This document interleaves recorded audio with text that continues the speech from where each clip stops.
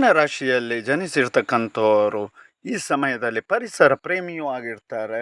ಅದರ ಜೊತೆಯಲ್ಲಿ ದಿಢೀರ್ ಅಂತ ಹೇಳಿ ಹಣ ಹೇಳ್ತಕ್ಕಂಥದ್ದು ಹರಿದು ಬರುವ ಸಾಧ್ಯತೆಗಳು ಇವರ ಅದೃಷ್ಟದ ಬಾಗಿಲಲ್ಲಿ ನಿಂತು ಇರ್ತಕ್ಕಂಥದ್ದು, ಮನೆ ಒಳಗಡೆ ತರುವಂತಹದ್ದು ಅಥವಾ ಅಲ್ಲಿ ತಡೆ ಹಿಡಿದು ನಿಲ್ಲಿಸುವಂತಹದ್ದು ಕೂಡ ಅವರ ಕೈಯಲ್ಲೇ ಇರ್ತಕ್ಕಂಥದ್ದು. ಹಾಗಾಗಿ ಮೀನರಾಶಿಯವರಲ್ಲಿ ತುಂಬ ಒಂದು ಸಂತೋಷಕರವಾದಂತಹ ವಾತಾವರಣ ಈ ಸಮಯದಲ್ಲಿ ಇರತಕ್ಕಂಥದ್ದನ್ನು ನಾವು ಕಾಣಬಹುದು.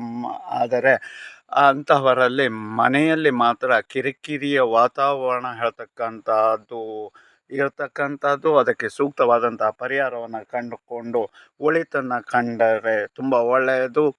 ಕೆಲವು ಜನರಿಗೆ ಯಶಸ್ಸು ಹೇಳ್ತಕ್ಕಂಥದ್ದು ಅದ್ಭುತವಾಗಿ ಇರತಕ್ಕಂಥದ್ದನ್ನು ನಾವು ಕಾಣಬಹುದಾಗಿರುತ್ತೆ. ಜೊತೆಯಲ್ಲಿ ವಿವಾಹ ಆಗದೆ ಇರತಕ್ಕಂಥವರಿಗೆ ಈ ಸಮಯದಲ್ಲಿ ವಿವಾಹದ ಭಾಗ್ಯ ಹೇಳ್ತಕ್ಕಂಥದ್ದು ಕೂಡ ಒದಗಿ ಬರುವ ಎಲ್ಲ ಸಾಧ್ಯತೆಗಳು ಇರತಕ್ಕಂಥದ್ದನ್ನು ಕಾಣಬಹುದು.